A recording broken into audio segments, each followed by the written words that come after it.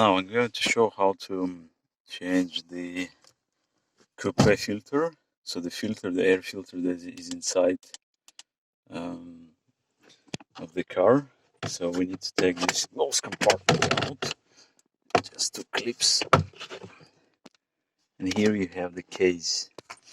So this is the white case that holds the filter. So the filter holder. You can see it.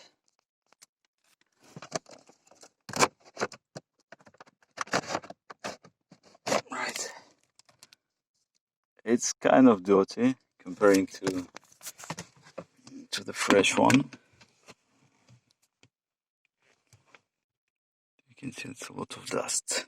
Here is the fresh and nice. It's a little bit thicker than the original Toyota, but nevertheless, I don't see a problem putting it in. It's just a different Toyota, maybe late RAV4 generation 3 or 4, because it looks.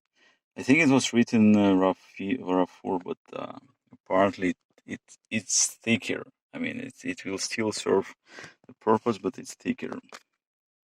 Yeah, and then you just put it back.